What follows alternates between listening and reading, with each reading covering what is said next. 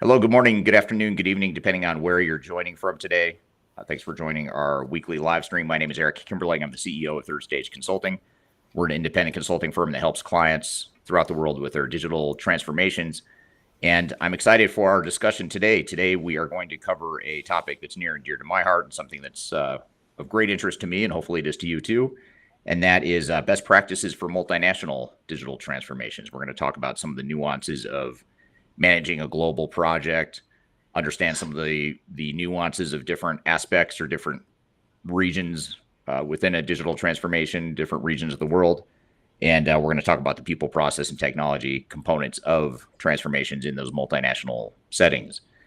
I'm going to introduce my guests here in just a moment, but we have a global panel here that's here to talk about sort of that global perspective, the multinational perspective of digital transformations. But before we do, just a couple logistical things. This is a weekly live stream that we do every Tuesday at this same time to cover all things related to digital transformation. This conversation and interview is being produced live, but we're also going to edit this and make this part of the Transformation Ground Control podcast that we publish each Wednesday.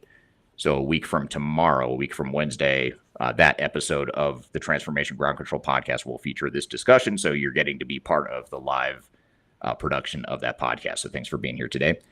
And we typically have a global audience in our live stream. So what I'd like to do is ask that for those of you that are joining us here live, if you could just drop in the chat where you're joining from today. We'd love to hear what part of the country, what part of the world you're in, just to get a perspective of where you are. And certainly as we go through the discussion, I'd love to hear your perspectives on your global perspective of how some of the considerations for global transformations as it relates to the global component, the global nature of digital transformation. So those are the two things I wanted to get out of the way first before we introduce our guests. But before we get to the questions I have to get us started, let me introduce the guests that we have here today. First, and in no particular order, we have Clifford Martin, who's our executive vice president in charge of our Africa office, Third Stage Africa. Clifford, thanks for being here today. Welcome. Thank you very much, Rick. We also have Wayne Holtham, who is Clifford's counterpart based out of Asia Pacific, in particular in Australia, but he leads our Asia Pacific team that covers not only Australia, but the entire Asia Pacific region. Wayne, thanks for being here. Yeah, thank you very much. Great to be here, Rick. Yeah, great to have you. And then last but not least, we have Michelle Weiss, who's a senior manager of Third Stage Consulting based out of the U.S., but you work with a lot of our Latin American clients. So you'll sort of give us a broader America's perspective, I guess you could say, for these sorts of digital transformation. So Michelle, thanks for being here. Oh, you're welcome. Nice to be here. Great to have you all. And the only office that is not represented here today, unfortunately, is our European office. We had some scheduling conflicts, as you can imagine. Getting everyone across multiple time zones into one time that works for everyone was very difficult. But we got a quorum here, so we're going to cover a majority of the world here, and we'll certainly try to cover Europe as well as we talk about this global perspective here. So I guess just to start, when we think about, and maybe I'll start with you, Clifford, on this question, and we'll see what Wayne and Michelle have to add here. But when you think about multinational transformations, what are some of the biggest challenges that you've seen with multinational digital transformations when you compare it to more of a localized transformation? What are some of the things that come to mind? Yes, thank you, Eric. Great question.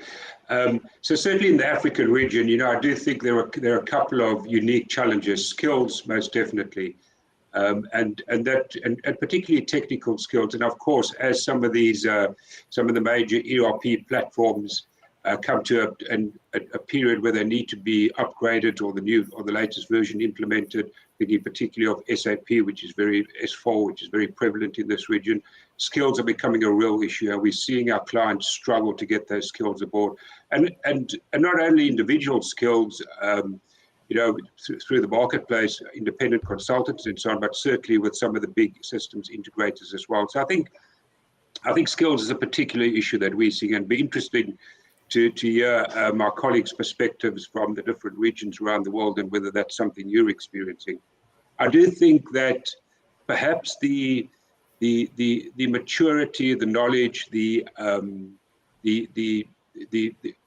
the ability of our executives within our clients to actually manage these large implementations is perhaps something that needs a little bit of help as well. And we do find that we are often asked by clients to come in and assist the executive and walk them through a typical roadmap of what a digital transformation entails. So I'd like to maybe just, park it on those two issues over there. I think skills and then executive know-how and acumen, I think, is something that we find perhaps a little bit not at the required level of maturity in this part of the world.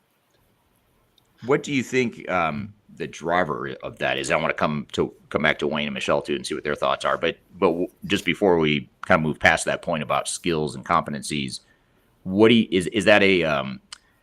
is that a lack of focus from the vendors and the system integrators on developing those competencies locally? Is it the education system in Africa? What would you describe as sort of the root cause of that? Yes. So I do think that there are other factors that, and perhaps, unrelated to business, perhaps more social, geographical, regional type factors that have led to a bit of a brain drain, the so-called brain drain in this part of the world. Probably a little bit on it's probably an overused word, but globalization, and specifically these days with hybrid working models, skills are able to work on projects that are perhaps more lucrative and perhaps where there's a greater need. So we do traditionally have quite good skills in Africa, let me say that as well. But I think they are quickly snatched up as some of the global players and deployed perhaps on larger multinational projects that are taking place in this part of the world. Got it. Okay. Yeah, So Eric, I'll second that on the skills. We just had a client select SAP as their ERP, and one of the big concerns in that particular project is the skills to be able to do the projects, because especially now and with the pandemic kind of opening up borders, I think some people are getting paid a lot more to do some work that they're getting paid in US dollars, let's say, instead of in pesos or whatnot, and so they're choosing to do those jobs. So the reason why they, one of the reasons that they went with SAP was that concern, right? They have those skills internally; they didn't want to lose those, and now they have to worry about, about losing those internally. So, yeah, and this is what you're talking about. This case study or this example or client is one based out of Latin America, right? Yes, sort correct. of a multinational Latin American company, and I think I know who you're talking about with that. So that's a good point. So it's not just isolated to the challenge. Isn't just isolated to Africa. You're seeing it in Latin America. It's a global issue right now. Yeah, even in the United States, where a lot of these software companies and system integrators are based, even in the U.S., there's a sort of mixed quality of candidates or resources available. So I think it's a good point. What are you seeing, Wayne, on that front? And I'll come back to the broader question, but in Asia Pacific, do you see that same challenge, or do you see things differently as it relates to skills and competency gaps? The skills, I think it is a global problem. It's one of those things of, and what you're finding on major projects that you've actually got people that are working, say out of the US or out of Asia and those sort of working on purely Australian-based deployments. So you can see there's that real drain of being able to have skills available for these large-scale projects. Right. So what? One of the other things I wanted just to add there, we talked about, when I was talking about the differences across regions as such. For us in APAC, we've got very many cultures, and so one of the things that you've got to consider when you're actually looking at deploying multinational or multi country deployments, you've got many cultures that you're actually dealing with and different ways of working and those sort of things, and so different languages, different right across the board. So there's a lot of challenges even in that, trying to get consistency of solution for them. Yeah. So even if you have a multinational transformation that's somewhat limited to just Asia Pacific, and you're not even dealing with Africa and the Americas and that sort of thing, or Middle East. Even just within Asia Pacific, you just have such a diverse set of cultures and languages and things of that nature to consider as well. Ranging from the more of the westernized English speaking Australia to some of the other countries in Asia that are not so. So it's well, really still good. emerging. That's the thing. There are emerging cultures and emerging economies and those sort of things, and so there is difference in the way that they actually are set up and operate. Right. It's a great point. What else in terms of the diverse cultures? Are there within Asia Pacific, Wayne? Is there anything else that you can think of that would be some of the biggest challenges that you see with the multinational transformations that we haven't covered? I think that thing of being able to make a solution fit all of the different regions as such, or all of the different countries, and so it's trying to mix the localization with the standardization, which often there's a disconnect there, and that's always a difficult challenge. Many will try and roll out a standardized version, but it struggles to actually get engagement in the various regions as such, because the localization doesn't work. So, yeah, and I want to come back to that point actually, the whole localization piece of it, because that is a big, obviously a big part of digital transformations, is trying to find that balance between sort of standardized common operating model versus the localized needs of a transformation. I want to come back to that because I think that alone is a huge thread that we could spend a lot of time on. What about when we look at technologies? Maybe I'll start with you, Wayne, on this one. When you look at the different types of technologies that organizations might use or deploy throughout different parts of the world, what do you see that's different in Asia Pacific in terms of either the types of technology being deployed or the vendors that are more favored than maybe perhaps other parts of the world? What sort of nuances are you seeing in Asia Pacific that come to mind? there's a real, I suppose, mature market for the SAPs of the world, and then it sort of tears down from there, your Oracles. It's starting to change and shift, I think, because all of a sudden people going to S4 are a little bit wary that will it deliver on what we want, and how much of a business, how mature is it as a solution. I think that's starting to open the doors for some other product vendors to actually come in and show their offers that are more targeted to specific industries and sectors as such. And I think that's what we're starting to see. But the problem we have there is the skills gap. So, SAP, because of its maturity, there's a lot more people that have experience with SAP. There's a lot less when it comes to, your Oracles and your Infos and your some of your Microsoft stuff. And so that's a little bit harder to be able to do a large scale project where you're actually deploying and needing those skills. So it's a bigger drop from, sort of the in favor or the favored technologies like SAP. There's a big drop from there as you get down into the tier 2 or lesser known systems.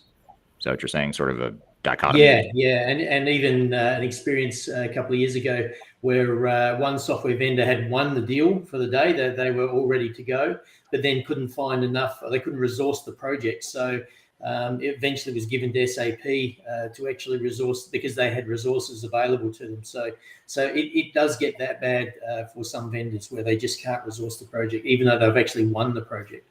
Right. Yeah, it's a big difference between winning the project and saying you have the resources and then actually delivering those resources. Exactly right. Yeah, there's often a breakdown there. How about you, Michelle? What about in Latin America? Do you see anything additional that you would add in terms of types of technologies that are favored or viewed differently, perhaps in the region compared to other parts of the world? No, I think it's very similar. I mean, I think trust in those companies that have been around for a while is something that I've seen, with my clients. They know, like you said, SAP, right? They know SAP. They've heard about SAP. There's a lot of people there that have those skills. So I think it's very similar also. Again, I've only worked with kind of some larger multinationals in Latin America, not smaller. So I guess, I would have to see that, how that would pan out on a selection project. But yeah, so far it's been the SAPs and Microsofts and Oracles. But definitely a leaning towards where there's more skills and knowledge. Yeah, and less likelihood of just trying out a newer or an emerging vendor Yeah, is going to be like less. what's the neighboring company using? Okay, SAP. All right, well, SAP sounds good too. Yeah, but when you start to talk about, say, Infor or Epicor, maybe Right. big companies, well-known Mhm. companies, but not nearly as well known as SAP, global scale. Right. Yeah, That makes trust sense. isn't there if people that they know in other companies, aren't using them. It's a little harder to sell them on it. Yeah, and even if there's a system out there that's better potentially, but it's lesser known, it's sort of like perception is reality Right. in this case, to where they're going to have maybe a bias toward the better known, bigger name. That's what we try to help them do, right? Make the decision based on the business needs and what would be good for them. But sometimes it's hard convincing. Yeah, easier said than done. Yeah. How about you, Clifford, in Africa? Any other nuances from a sort of a technological preference perspective? Yeah, Eric, I think there's quite an interesting trend that I'm seeing in the African market, and I don't know if this is true for the rest of the world as well. But we're seeing lots of organisations still struggling to bed down their back office ERP. Those that kind of generic type business process areas of HR, finance, supply chain, asset utilization, etc. So at the same time, they're also embarking on some type of digital transformation journey. So it's quite interesting. Once finally organizations kind of just trying to decide, how do we deploy our funds and resources and focus, because we're kind of following this dual strategy of we haven't quite bedded down our ERP yet, it's still giving us problems, but at the same time, we know we need to be doing something in the digital transformation space. Very often it's a case of we're not quite sure what we should be doing, and then you get some organizations, and this is kind of the minority, I think, who are trying to use their digital ERP platforms to drive transformation as well. But still, a lot of organizations selecting different technologies and focus very much on the front end, more trying to drive customer centricity from a digital space, and then in terms of the back office, still trying to get that foundation in place, and still quite a lot of churn and upheaval, trying to upgrade or re-implement or whatever the case may be. So lots happening, quite interesting all around, I think. Right. Yeah, for sure. I want to turn to the audience real quickly. I had asked earlier where everyone's joining from, just to kind of show this global audience. Hello to Sam, who's joining us on LinkedIn from Spain. We have Retta from Saudi Arabia, Pierre from Canada here. Whoops, I'm having a technical issue here. Kyler from Denver, who's the co-host of my Transformation Ground Control podcast. She's listening in as well. Ghassan from Qatar. Or I'm sorry, Kuwait. I don't know where I got Qatar. I saw the Q and it threw me off. Kuwait is where Ghassan's joining on LinkedIn. Among others, we've got Ahmet from Turkey. So really a global audience here, and I know I didn't catch everyone there, where everyone's from, but those are a few examples. I wanted to cover a couple questions here. One in particular that I want to start with is actually from Kyler, the Transformation Ground Control podcast host who's listening in into the background here. But the question that Kyler has is, what should organizations do if they experience this gap in support in the marketplace, and how does it affect implementation timelines? So we've sort of identified this skill set competency gap as a global problem, not just limited to Africa or APAC or even the Americas or Middle East. It's sort of a global problem. What do organizations do to mitigate that risk, and how do we accommodate or adjust our implementation timeframes to account for that? Maybe we'll start with you, Clifford. Yeah, so I think it's a very valid question. Thanks, Kyler. Certainly what I've seen with some of the implementations that I've been involved with is that organizations struggle to leverage the full breadth and depth of the technology because they simply do not have the skills. And therefore, one ends up with and absolutely impacts on the timelines, and one ends up with a solution being deployed into the business environment and not fully leveraged. And I've certainly seen that, or only certain aspects of it leveraged. So I think that's a very definite impact from a skills perspective. And of course, there are other areas as well. The ability to do comprehensive testing, comprehensive data migration, training, etc. So I do really think that it affects the overall success of these ERP projects in quite a big way. Yeah, makes sense. How about you, Wayne? What do you see?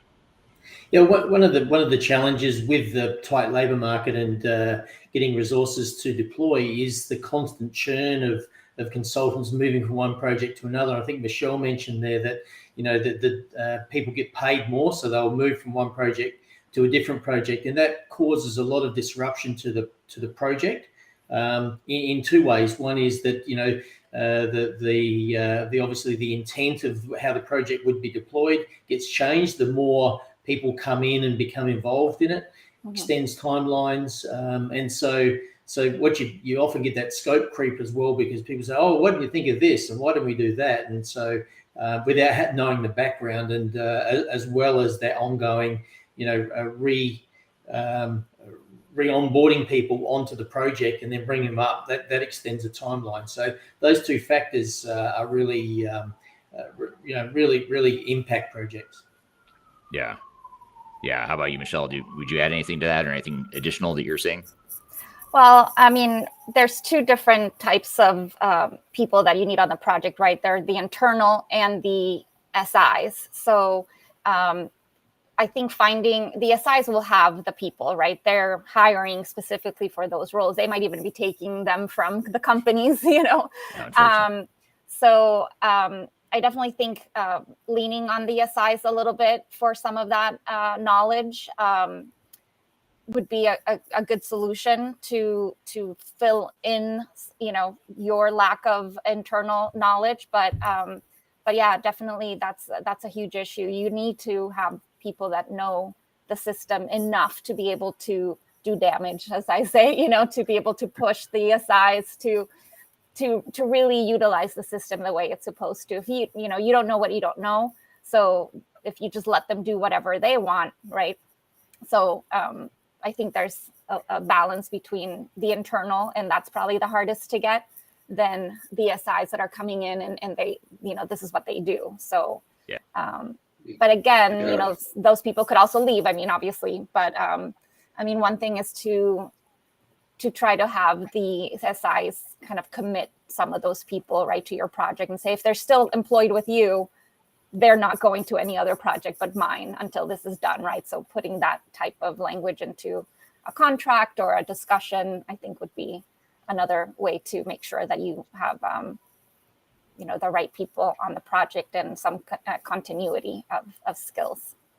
Yeah, I think it's a great point. If I can just touch on something on the point Michelle made, Eric, when we talk about skills, we tend to focus almost exclusively on the SI, but it's a very good point about the internal skills. And as we know, the SIs often come with this pairing model where there's kind of a like for like in terms of the resources and roles they bring. They're kind of like a counterpart within the organization. Funny enough, often, except at the program oversight and program management level, they kind of like to occupy that space. But I think where I'm going with this, it's so important that organizations are able to have some internal project management, internal governance, business representation, data cleansing, change management counterparts, so that you can transfer ownership, and also that that the client can exercise proper oversight over the project. So I think it's a very good point, Michelle. We often think about the technical and external skills, but almost equally important, and possibly more importantly, having that internal skills and a proper structure, and having organized yourselves accordingly as a client, or appropriately as a client, with the right roles, skills, structures, etc., is very important. Mm-hmm. Yeah, I think it's a great point, and I was actually thinking that as you guys were all responding to that question, in that, one of the dynamics that I think gets fueled here is, it's ironic that, even the system integrators struggle with finding the right resources and bringing the right competencies to the table. But the irony is that a lot of organizations, because they themselves struggle with that same challenge, they rely on the SI even more. It becomes sort of like that unhealthy dependency on the system integrator, because they don't have the resources internally. So then the question becomes, can you build that competency, or start to build that competency internally and in-house, so that you're you're able to be more of an active participant in the transformation, your own people, rather than being too dependent on the system integrator. But B, longer term, you ensure that you're not becoming too dependent on the system integrator. And when the system integrator goes away, you've got those competencies left with you in-house to where you can continue to manage what needs to be managed. I think that's a dynamic that comes into play here as well. Indeed. One thing I want to clarify there, this is actually a comment or a question from Douglas on LinkedIn. He asked for some clarification on what SI means. So, and I take that for granted. Sometimes I tend to just throw out consulting buzzwords like that, but SI is system integrator, or another maybe acronym for that would be implementation partner, technical implementation partner. It's basically the company that comes in, they specialize in one type of technology, and they help you deploy that technology. They help you design, configure, build it, deploy it, that sort of thing. So that's when we say SI, that's what we're referring to, just for those of you that don't know that. We're getting some more audience questions here they're pretty interesting. Here's one that I wanted to get some perspective on. This is from Ghassan over on LinkedIn. And by the way, we're streaming. I didn't mention this before, but we're streaming to LinkedIn, YouTube, Facebook, Twitter, on several different channels. So thanks to everyone who's joining here live. But Ghassan's on LinkedIn, and he asked the question, was challenges with family-led businesses tend to have cultures that would hinder a transformation, partly due to lack of accountability by the owners to the management levels. I don't know if that's true for all, family businesses, but I guess I'll spin that question a little bit differently and ask, do you see that family-owned business dynamic being common in your respective regions? And if so, how does the family-owned dynamic affect a transformation? What are your thoughts, Wayne, in Asia Pacific? Yeah, we experienced that a bit. Is where you've got a business that's grown over the years. There's a number of family members fit right through the hierarchy, and some of the decisions are often difficult to be made because there's the thought that they don't want to upset senior members of the family as such, and so it's not really like a dynamic that an organization has that you're managing, you're running. It's that very, very difficult situation of upsetting and respecting certain members of the hierarchy within the organization that is actually family members. So that is a challenge. Definitely, we see that in the Asia Pacific region. Yeah. How about in Africa, Clifford? Yeah, Eric, I would say it's not a dynamic that's really played out, either in a positive or negative way in terms of the clients that I've worked with. So I don't really have a strong comment either way on that one. Sorry. Yeah, I've had a couple experiences where it has been family-owned businesses, and I think the challenge there is between them really trying to be open, right, to the process, but then really wanting to do what they want to do. So, right. You can take someone through a process, but if they are not hearing what they want to hear, I think maybe with family-owned businesses, it might be a little bit more easier for them to say, well, this is what I want, versus a non-family owned business. So we've had that challenge where we've gone through a whole process, but then it's like, it's not what I wanted to hear. So, let's go this way, even though they went through the process of being open with their employees and letting them give feedback and all of that. Right. So I think that was a good question. Yeah, that's a great question. And, Cosmos over on LinkedIn, who is joining from the United States, says not all families, as you said, but apparently some businesses really don't care to grow beyond the current level they are. And maybe that's the, more of the bigger issues. How do you get alignment on that growth?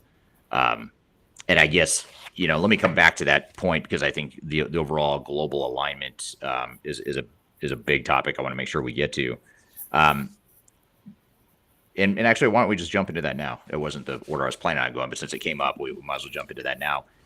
When you're assembling, let's start with this. When you're assembling a global team, let's start with the team you assemble, and then we'll get into sort of how you get the representation, or how you get the perspectives and the alignment with that team.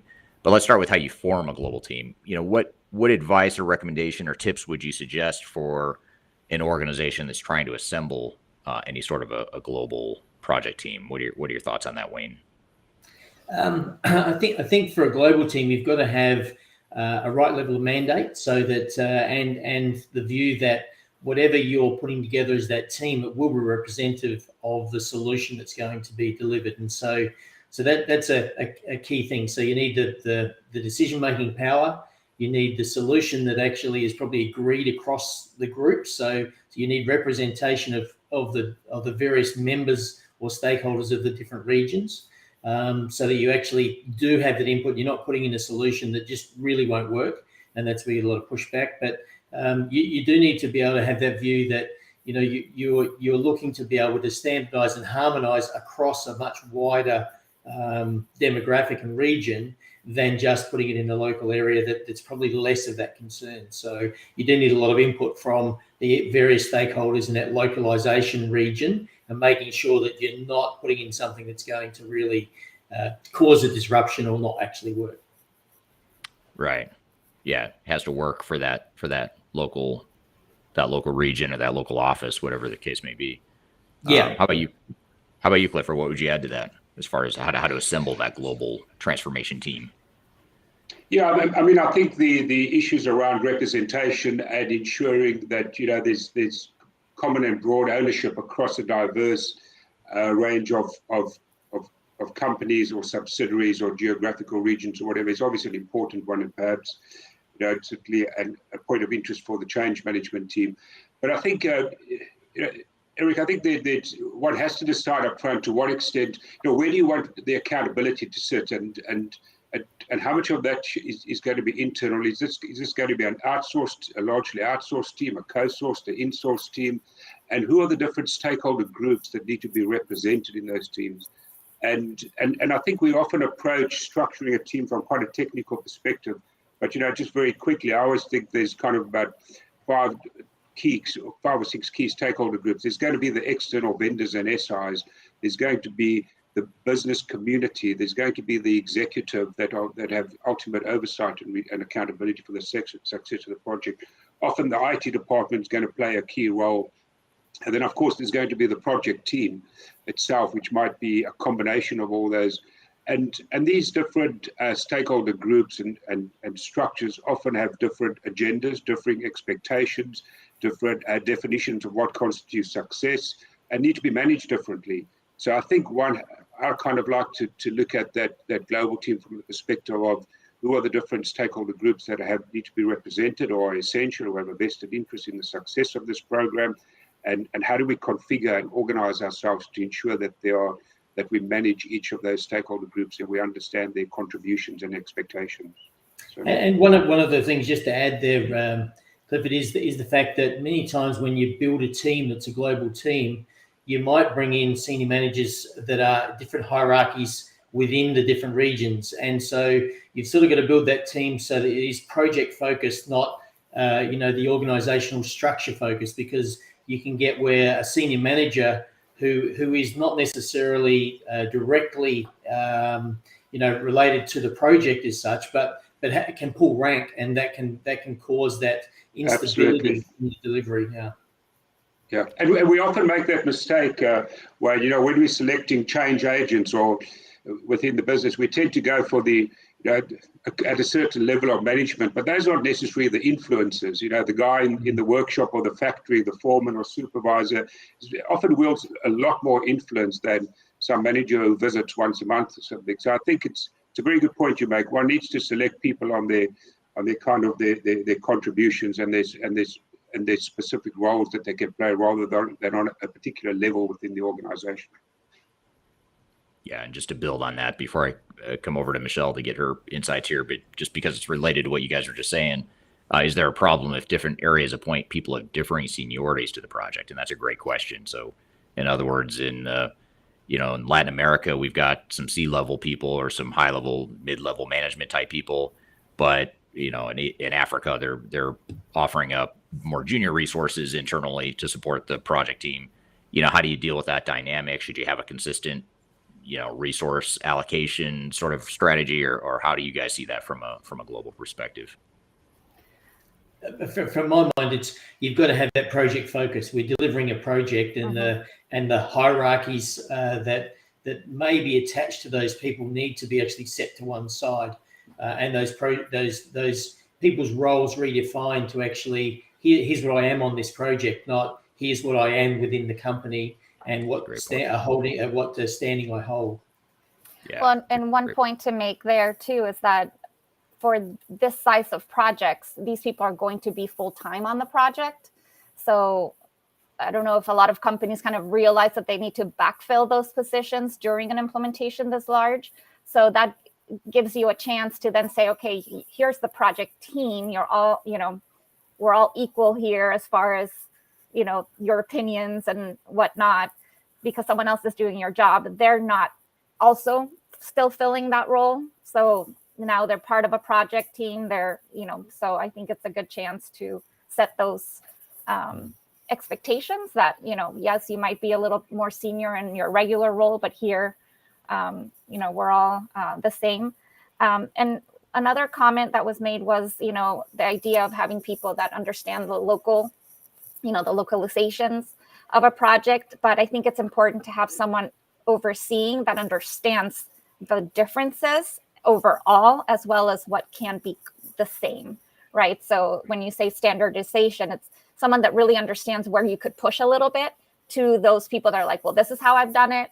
I want to keep doing it, but is able to really say, is that really how you have to do it, right? And be able to challenge a little bit and not just let people say, well, this is how I've been doing it, so let's implement it that way.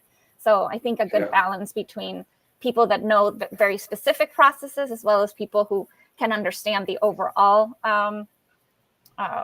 project and desire to streamline and be able to push and have a little bit of influence, I think, too, in saying, no, this is how it's going to be going forward. And maybe to add to that, Eric, I think what's also extremely important is defining the governance structures up front. What is the decision-making process? So what are the key deliverables per phase, and who gets to approve it? Some type of RACI model, responsible, accountable, consult, inform. And I think when you have a very defined decision-making process, who makes decisions around what based on what criteria, it's a lot easier for someone that's pretty junior, because there's a specific governance structure within which these decisions are made, and which approvals are made of the various deliverables. So I quite like to have that defined right up front, so everybody understands what their roles are, irrespective of their position in the company. Yeah. And I also think having if change management wasn't mentioned, Teresa will kill me. So, but having someone that understands how to communicate with the different areas. So, you were mentioning that, Asia Pacific, it's a lot of different countries, they speak different languages. Latin America is the same. I mean, we mostly speak Spanish, a little bit of Portuguese, maybe a couple other languages. But so people assume that communication should be the same. The way that you deal with people is the same, but countries have much, very different cultures, the way that they even say things. I just had an experience where I had something translated for a Colombian client, and a Guatemalan client wanted to make all sorts of word changes because for them, their employees weren't going to understand or really, assimilate what we were trying to say based on the words we had chosen in another country. So I think having that change management, communication, know-how of how different countries and regions need to be communicated to, or even word-wise could even be a big difference. So yeah, and it seems like in various parts of the world too, if you're dealing with senior level management and they're the ones involved in the project, they're more likely to speak sort of a global common language like English. But then when you get to mid-level management down to the frontline employees, you're less likely to have that sort of English speaking commonality, or any sort of language commonality for that matter. And so, I know, for example, the Colombian client, that was a talking point in our project, and a talking point in that transformation in terms of, in English there, but we've got to translate stuff for people that aren't as comfortable with a common language like that. Yeah. How about you, Clifford? What I don't think you've answered that question yet, but anything you would add to that thread that we're chatting about here with seniority? You may have already answered it, so if you have, I can move on. But did you have anything to add there? No, I think there was some comments earlier about the role of executive and so on, and I think in terms of decision making and oversight and accountability and bringing this all together, I think it is so important to ensure that the executive understands what these projects entail, what the potential pitfall, what are the critical decisions that they're going to be asked to make, and what stage in the project. So I really think having some type of boot camp up front and walking them through this journey and helping them navigate it, I think is fundamentally important to address a whole lot of the issues that are coming up here. It all starts at the top, if it doesn't kind of flow down, it doesn't happen. Yeah, makes total sense. Here's a interesting comment from Dirk over on LinkedIn. He says, how much of a transformation is actually about digital/technology? Mm-hmm. Maybe our focus should lie more on people transformation. I think that's what he meant, was people transformation. It looks like he had an autocorrect issue there, like we all do. Thoughts on that as far as, I know it's somewhat of a loaded question, but what are you guys' thoughts? Wayne, what are your thoughts on that comment?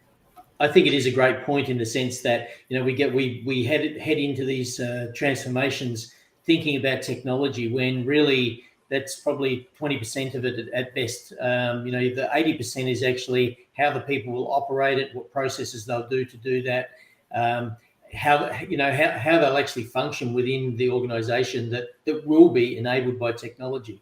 Whereas we focus so much on the build and we focus so much on those sort of things, lots of times we overlook the fact that it's the people who are going to use this solution that's going to be built.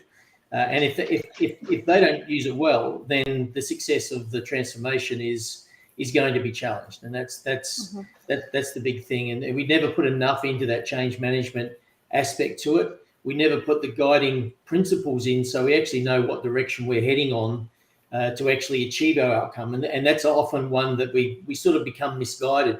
We're putting in technology, but what are we really doing? How are we going to operate? What are we going to do? And I think these are some of the things that help bed down a good transformation is, understanding it's mainly people and we need a plan. You can't go out on a trip anywhere without understanding where you're heading and which direction you're going to take. So that's often starting from too. Yeah, that's right. And that's often missed. We go technology, they will be able to give us all the answers. And that's very rarely does that ever happen. Yeah. And if I could go for it, Michelle, sorry. I was just going to add that just to note that the transformation doesn't end at go live, right? So absolutely. It's like, okay, now people are using it. Are they, are we making sure that they are using it the way that's intended? Are they going back to old habits? How do we, kind of help them assimilate this technology? So just to add a little bit to that is that it doesn't end at go live; it continues. It actually begins. And with new hires and with people that get promoted, and it's that ability to make sure people are using it the way. But if I come back to, I think it's a great point, and we're probably going to need another hour over here, Eric.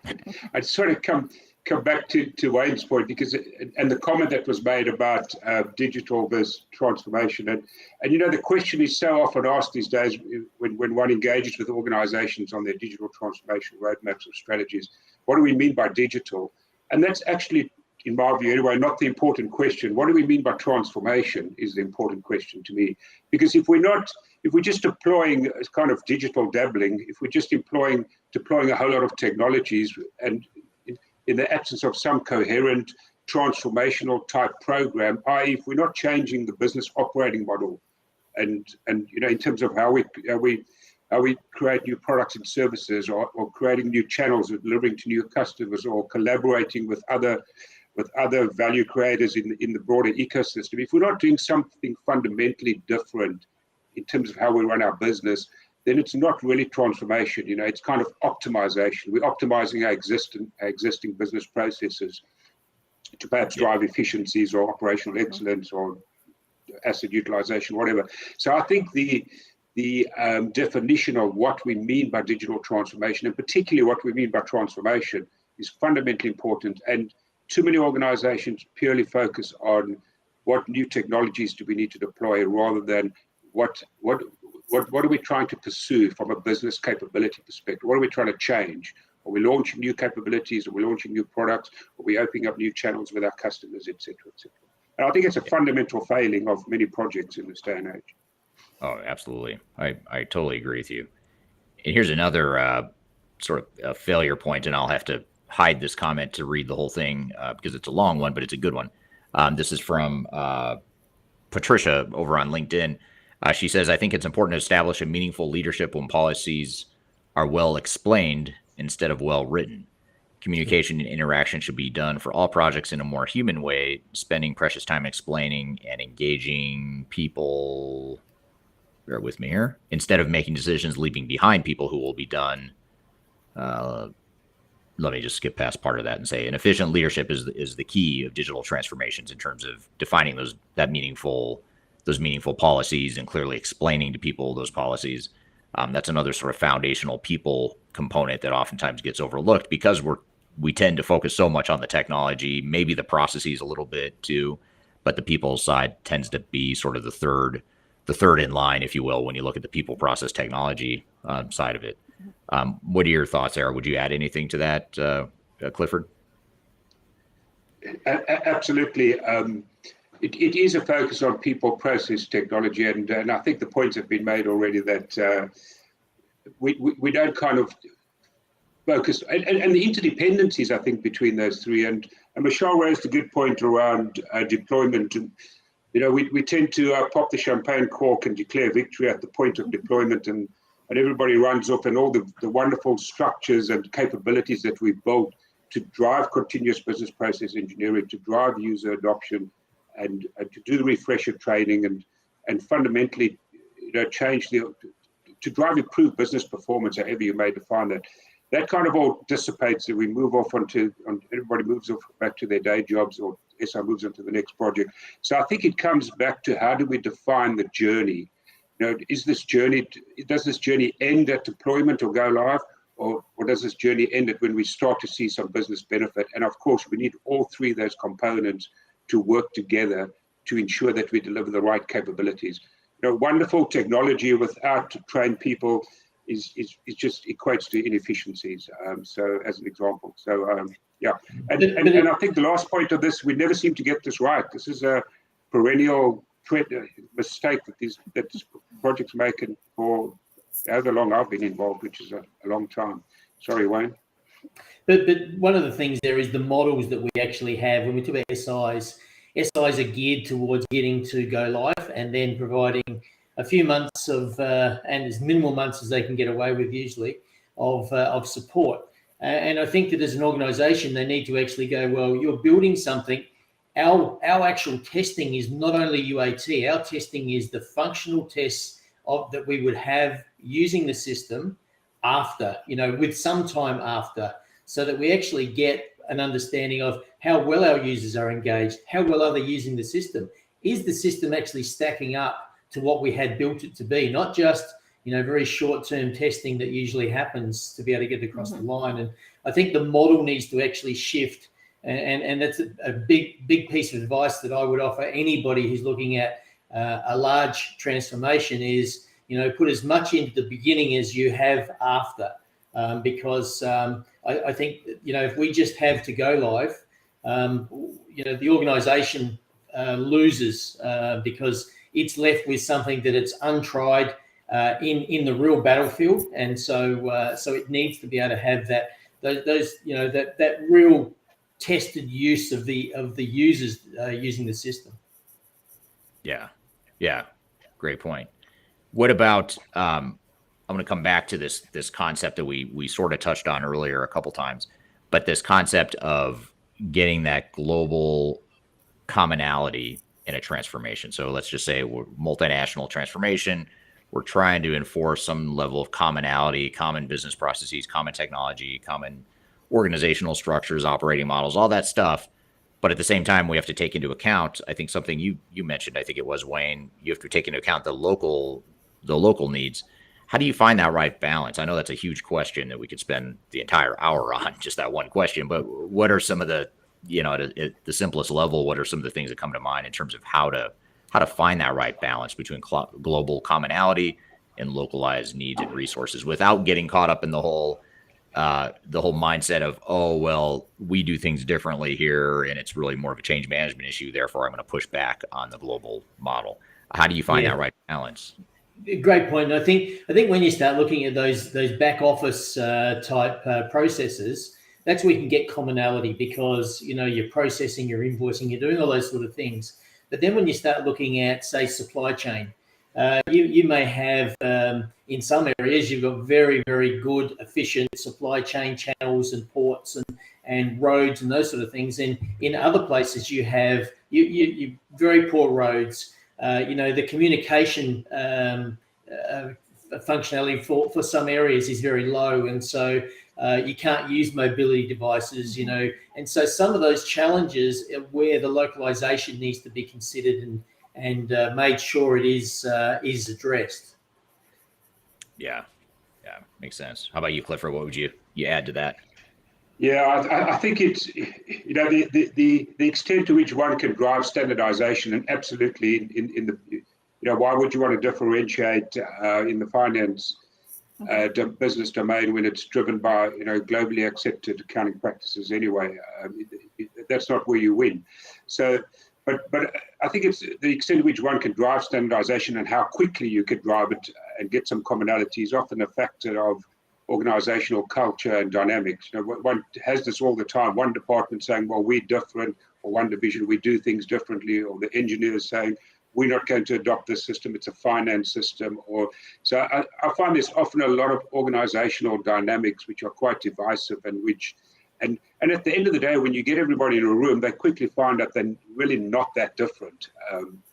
And I really think it's a very difficult thing to balance, because when you're burning X number of dollars a day on consultants, you cannot allow too much, especially in that area where you want standardization. You cannot allow too much consultation and differentiation. So I prefer a tell rather than a sell approach in terms of saying, guys, really, there's only one way of doing this, and we there cannot be three ways of placing an order.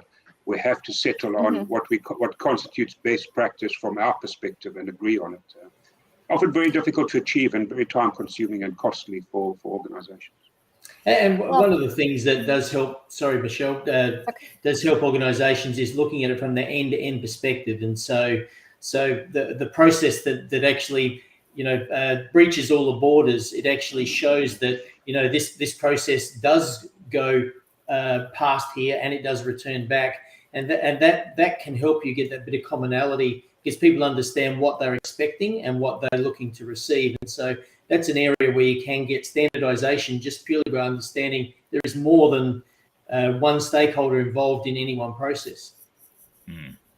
Yeah, I was going to make 2 points. One is getting everyone in the room, right? And having them hear from each other and maybe even learn from each other, things that, they didn't know.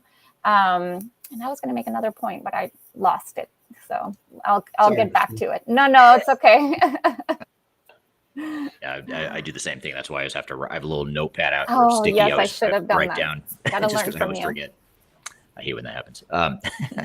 No, I'll come back to you. But I guess just to summarize then, well, let me maybe build on what you all just said, and then I'll ask you sort of a closing question here. But I think a lot of what we're talking about here, and one thing we haven't talked about, which I hope to talk about, but we could spend a whole nother hour on this too, is merger and acquisition. And a lot of times in global multinational transformations, you're operating in a merger and acquisition integration sort of environment, which further fuels or underscores the importance of all this stuff we're talking about, because you have oftentimes not only disparate cultures, disparate business processes that have grown organically and internally, but now you've gone out and acquired businesses oftentimes that you're trying to merge into or integrate with the core operations. And so that just further underscores all the stuff we've been talking about. But one of the other things that comes to mind too is all the stuff we've talked about in the last hour really, to me, points out or underscores the need to have that upfront implementation readiness and planning, and making sure that you're really ready to start the implementation. Because I think what ends up happening is all this stuff we're talking about, think of it as like little pieces of a foundation we're trying to put in place. And if we don't have all these pieces in place, all these challenges that we've talked about, if we haven't addressed those pieces of the foundation, what ends up happening is you throw this big technological project on top of that foundation that's shaky, and the whole thing collapses. It's like a lot like a house. It's just you don't have the structure in place, you don't have the blueprint, and you're trying to throw in bits and pieces of a house, and it's going to collapse if you don't have the right framework. So I think it really underscores the need, especially on these multinational implementations, but even for localized implementations, it's important too, but more so for multinational, is to make sure you have that implementation readiness, that clear blueprint, and you really slow down up front. Organizations don't like to hear that oftentimes. System integrators and software vendors definitely don't like to hear that, because they want you to jump right in, just start doing stuff, because then we can throw some bodies at this. We can throw our expensive army of consultants at the project, and we're going to start generating revenue on our side. So no big deal on your side, right? And of course, it is a big deal. So I think that is something to keep in mind as well as you're thinking about how to plan for these sorts of projects.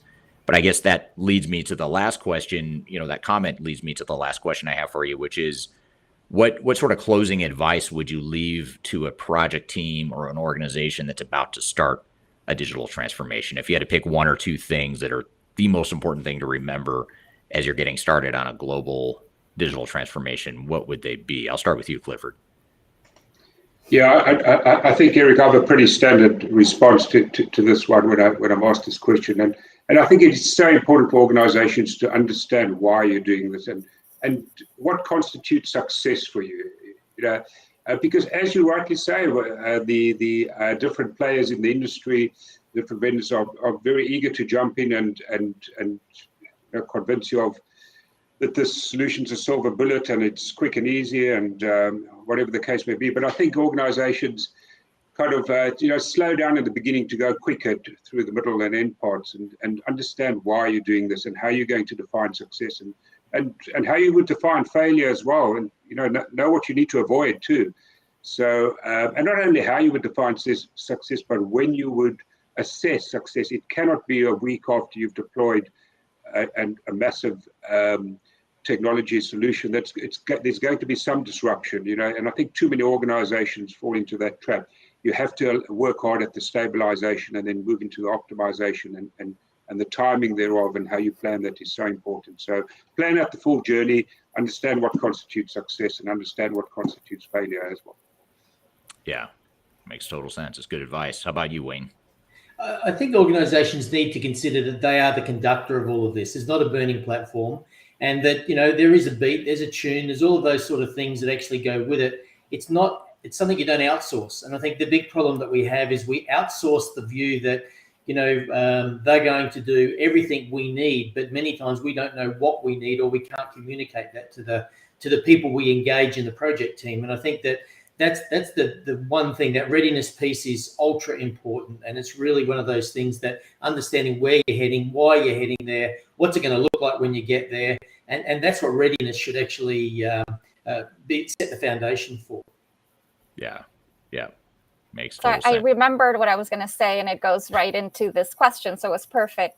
What I was going to say earlier is that the process work needs to happen before implementation starts. So, and it can be happening even as you're selecting a software.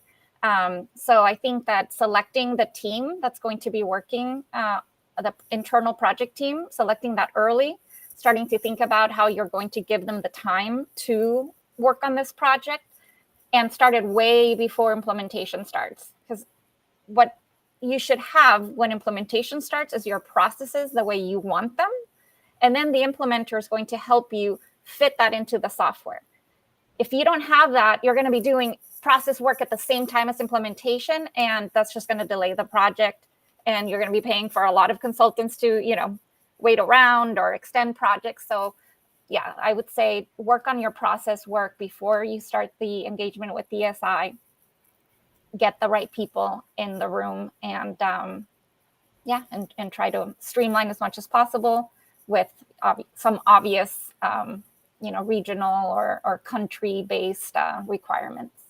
Yeah, it's a great place to leave it. And I totally agree. That process work is another piece of that foundational blueprint and upfront implementation readiness. And to your point, business process work can start before you even know what the technology is. That's another. So it's another one of those triggers, though, for software vendors and system integrators when they hear people like us say that, because we're independent, we're objective, we're unbiased, we're not trying to sell software because we don't sell software. They are trying to sell software. When we tell them that we're going to do this process work up front, that hurts them because they can't sell you the software and get started on billing as fast as if you hadn't. So I think that's, you're going to probably hear otherwise from software vendors. They also will throw in that, we've got best practices in our software. You don't have to worry about that process stuff. We've got best practices in our software. Just use that pre-configured solution. That's a terrible idea. Without getting into all the details, we could spend another hour. So anyway, and perhaps we will. There's a lot of topics here we could have spent an hour on, but I want to thank you guys for being here today. I know there's a lot we didn't get to, a lot we could continue to talk about, but in the interest of time, we'll wrap it up for now. But I want to thank you three, Clifford, Wayne, and Michelle, for being here today. Really appreciate you joining, especially at odd times for some of you, especially you, Wayne. It's a very strange time for you to be on this, so I appreciate that. And I want to thank the audience too. Great questions, great participation from everyone listening on LinkedIn, YouTube, Facebook, and Twitter. Thanks for being here, and thanks for your feedback. Again, this recording will get polished and prettied up and added to our formalized weekly Transformation Ground Control podcast that comes out a week from tomorrow. So keep an eye out for that episode, which will feature this interview as part of that episode. So you got to see part of the production here live today. So thanks for joining today. We do these Tuesday live streams every Tuesday, same time, same place. So be sure to join us either on LinkedIn, YouTube, Facebook, or Twitter, and look forward to seeing you all next time. In the meantime, hope everyone has a great week, and we will see you next time. Take care. Very much. Bye. Bye. Bye. Thanks, everyone.